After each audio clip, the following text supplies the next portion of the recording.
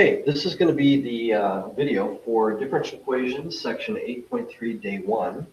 This is the first of two videos that's going to talk about how to handle a non-homogeneous system of differential equations. Today, we're going to focus on what's called the method of undetermined coefficients, which corresponds to the table method. In fact, we're going to use that same table that we did before. Remember when we solved individual differential equations with the non-zero right-hand side, we had two primary methods to do that. I mean, with first order ones, you can use the integrating factor, but for most things in general, we have the table method and we have that ratio of Wronskian's method, right? So the thing we're going to talk about today corresponds to the table method, and then we'll learn another method that corresponds kind of to the Wronskian method in the next video. This system here, undetermined coefficients method, is the easier method. It's faster, less error prone, but it doesn't work in all cases, right? What I'm talking about here is when you have a non-homogeneous differential equation. So we already know how to handle this part, right? The part that we don't know about is what if you have stuff like this out here, like a 6t and a minus 10t plus 4, or trig functions or e to the 2t or something like that. Something involving not the dependent variables x and y, but the independent variable t in any form or constants, right? So that means that if we write this in matrix form, we have x prime equals the coefficient matrix times the variable matrix, but then we've got this extra stuff out here. That's what makes it a non-homogeneous system of differential equations. So the two methods we have are what we're going to learn today, the table method, which is called the undetermined coefficients method. And tomorrow we'll learn something called variation of parameters, which is similar to that ratio of Wronskian's thing. Right, so similar to single equations, in this method, we're going to postulate a solution by using a table to try to match the form of the terms of the right-hand side non-homogeneous part. And then we're going to take appropriate derivatives, plug those derivatives into the DE system, and then try to solve for the ABC coefficients. If we're successful in solving for ABC that make it a solution, then that means the method worked, right? But this method, just like with a single one, it's faster, but it doesn't always work. There's issues with absorption, which we'll handle the same way by continuing to multiply by some multiple of the independent variable, in this case t or t squared or t cubed, until finally it doesn't match a version of the homogeneous solution. And if we still can't make it work, there's also other things going on that can cause problems besides absorption. So the bottom line is this method doesn't work very frequently, but when it does, it's much faster, right? On the test, we're going to ask you a question, and we're going to ask you to solve it both this way and the other way. So you'll have to be able to do both of these methods on the test. But the truth is we only use this one if we can, and a lot of times we have to resort to the next method we're going to learn in the next video. It's much more powerful, but of course it's more difficult. All right, so here's an example. Let's say we have this non-homogeneous system. We have the 6t and we have the negative 10t plus 4 out here, so it's written this way. Because everything has to be a matrix, right, we're going to have to use the same form for the x and the y solution. The first thing we always do is we solve the corresponding homogeneous solution or system to get the complementary solution. So first, we put this in matrix form, missing this. We'll temporarily ignore that and just solve the homogeneous system. We would use the determinant to find the eigenvalues, which in this case are 2 and 7, two distinct ones. And then for each of those, we would use the procedure to use that lambda to find the corresponding eigenvector. So we'll use 1, negative 4 for lambda is 2, and we'll use 1, 1 for lambda is 7. And that allows us to form the complementary solution. So this is no longer the full general solution because this was only the homogeneous version of the system, right? So first we find that, and then we're going to try to come up with a particular solution that matches this form and doesn't use any terms that exactly match e to the 2t or e to the 7t. If we happen to have to pick an e to the 2t or an e to the 7t, then in the particular solution, we would tack on an extra multiply by t to make it so it didn't get absorbed. Okay, in this case, though, we're going to postulate an xp, a particular solution, and we're going to try to match this form. Okay, so we're going to use the same table that we did back then. In fact, here's the table. So when we have polynomials like 5x plus 7, we just use ax plus b. And even though a constant could just be a, right? Because this is a matrix solution, we have to make the two rows identical in form. So because we have a polynomial here that's got a t term and a constant, even though there's only a t term and no constant, when we do this specific form, we just go ahead and make both of these in the form of a first order polynomial. And we'll have different constants for the different rows. So maybe we could call this AT plus B, CT plus D. The book, if you're looking at the book, they label this with, wording like X11 and X12 and X21 and X22. I mean, you can, or K, you can use that notation if you want. I find it easier just to give it different letters, A, B, C, and D. Okay, so these forms match this form here. And then the idea is if we were to take the derivative of this and plug it in for this, and then take this and plug it in for the x's and y's, then we should be able, or plug it in for this. So if we take this and plug it in for this, and then we take the derivative of this to get x prime and plug it in for this, we should be able to solve the remaining two equations as a system to figure out what the a and the b and the c and the d are. Okay, so let's go ahead and do that. If that is our solution, that's x, then what would x prime be? So we're going to take the derivative. The derivative of this is just a, and the derivative of this is just c. So here's my x prime. And so here's my equation that I need to plug into. So the left-hand side is the derivative, which is ac. And then I've got equals this coefficient matrix times x. But x is this, AT plus B for the first row, CT plus D for the second row. And then I have the rest of the non-homogeneous part, plus 6, negative 10 times t, and then plus 0 and 4 for the constants. All right, so the next thing we would do then is try to make equations so that we can solve a system to find what A, B, C, and D would have to be. So if you multiply this out, now here we're going to have to involve some hand calculations with matrix multiplication. So to multiply these two matrices together, right, first we're going to take this times this plus this times, this times this plus, so this times this, 6 times AT plus B plus 1 times this, right? So it's this row and this column being multiplied. This times each element. So it's going to be the 6 times the first row plus 1 times the second row. And then when we do the second row, we're going to be multiplying this 4 times this, right, plus this 3 times this. That's where we get that. And then those will then simply be added to these other, which already are separated into rows. So in the top row, we end up having this. A equals 6AT plus 6B plus CT plus D plus 6D plus 0. And the second row here is C equals 4AT plus 4B distributed 4 plus 3CT plus 3D distributed 3 minus 10T plus 4. So we have 4 unknowns and we have 2 equations right now. But depending on how we match parameters up, we're not really at the system that we're going to solve yet, because if you gather the t terms and the non-t terms together, right, like this, so here's where we got to.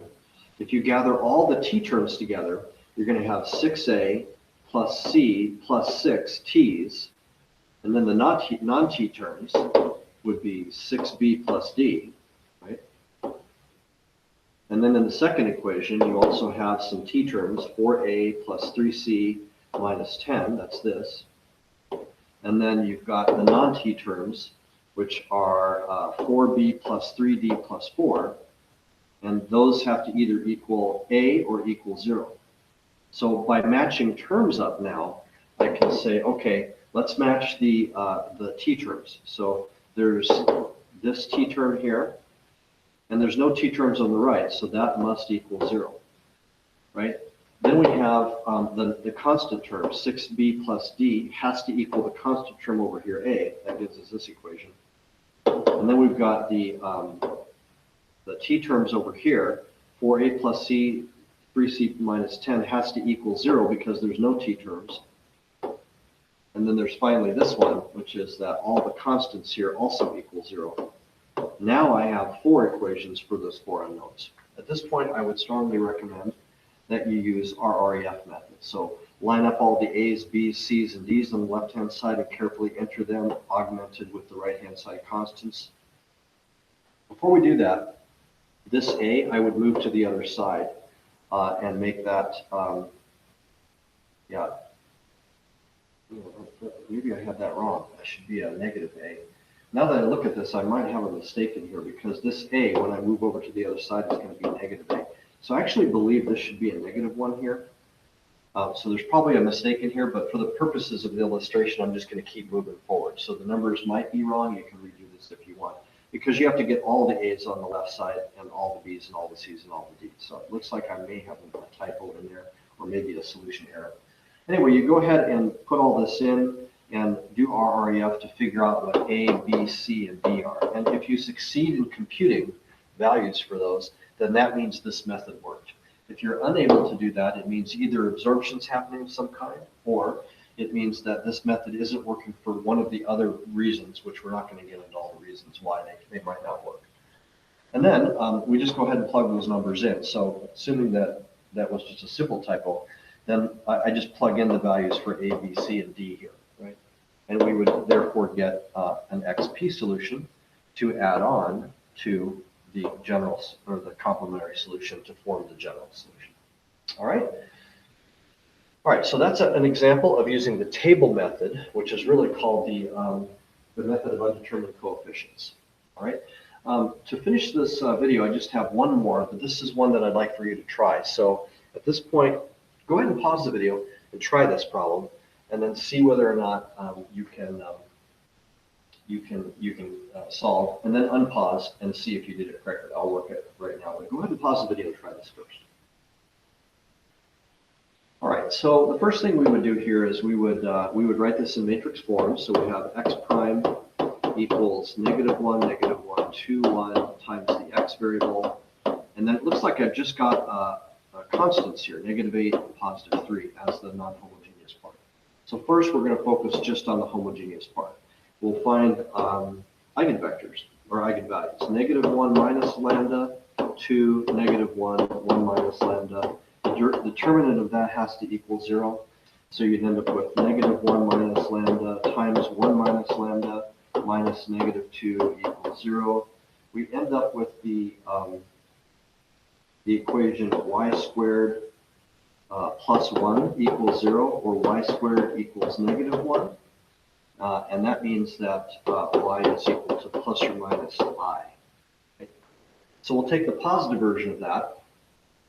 Let's do that in red, let's say. So if I have lambda equals I, now I can find the corresponding complex eigenvector by plugging in I for the lambda. So I have -1 minus I2, -1, 1 minus I, with a 0, 0 here initially. Okay.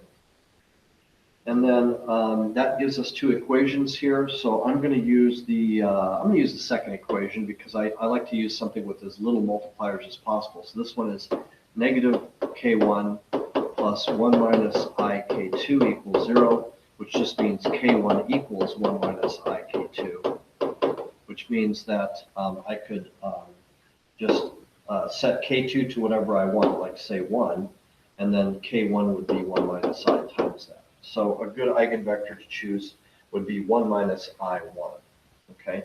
And then that means that, let me switch now to purple. That means that my B1 vector is going to be the real part, 1, 1, and the B2 vector is going to be the imaginary part, -1, 0, right? And let's see, then that means the characteristics or the complementary solution is going to be C1 times them in the correct order, but with a minus, for cosine 1t minus -1, 0 times the sine of t. And there's no alpha here, so there's no e to that 0. E to the 0 is 1. Plus, there's going to be a C2 with these reverse, -1, 0 for cosine, and then plus the 1, 1 with the sine, with no e. So here's the complementary solution. All right. If I were to go ahead and maybe write it out in the form that we more often see it, it would be C1, and then we would have cosine t minus minus, so plus sine t, and then cosine t down here. And then C2 would be negative cosine t plus sine t, and then sine t, like that.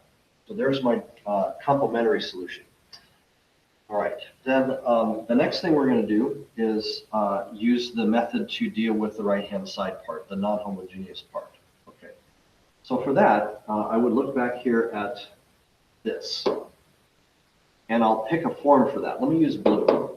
We'll make an xp. You know, constants can just be constants, so I could just go ahead and make this AB. So if you picked AB, that's correct. Now we're going to have to do some work on that. If x is, this is for p, is AB, then that means that x prime would be 0, 0.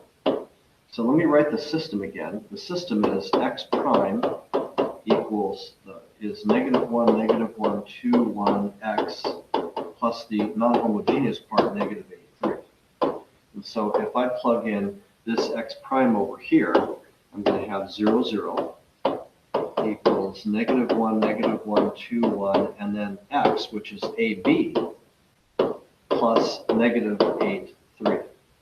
Okay, so let's write out these equations. I'm going to have, carefully multiplying by matrices here, I'm going to have a matrix here, 0, 0. Let's multiply these two matrices. So this is a 2 by 1 matrix times, or 2 by 2 matrix times a 2 by 1 matrix, which means that when I multiply, I get 2 rows in one column. So I'm going to have 2 entries here, right? So this first one is going to be negative 1 times A plus 2 times B. And the second one is going to be negative 1 times A plus 1 times B. And then we add negative 8, 3. Okay? Which means that I have a couple of equations here. I have negative A plus 2B minus 8 equals 0. And I have negative A plus B plus 3 has to equal 0. That's a system. And I could go ahead and write this as this system. It's just negative A plus 2B equals 8. And then negative A plus B equals negative 3. At that point, I would go ahead and use RREF and say negative 1, 2, 1, 8, negative 3. And when you do RREF, you'll end up getting 1, 0, 0, 1, 14, 11. And so that means my A constant is 14 and my B constant is 11. Okay? And so finally, to finish the problem, I have to go to the solution here. Let me write the entire solution. In fact, maybe we should copy this, and then I'll tack that on the bottom. So if I were to copy that, let me do that over here.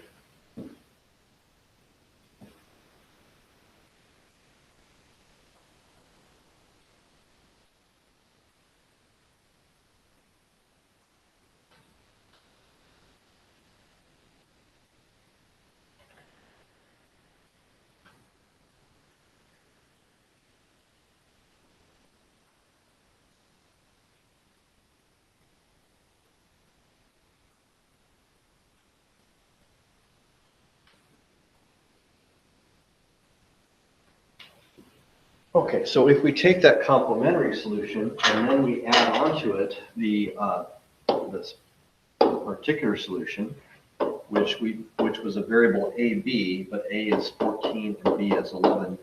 Now we can call this the general solution. And that's it. That's the general solution. All right, so that method is not too bad in comparison to what we're going to do in the next video. This is faster and less error prone. It just doesn't always work. So tonight we'll restrict ourselves just to homework problems where that method will work. Okay, give that a try then. That should be the last example. Yep, that's the last example.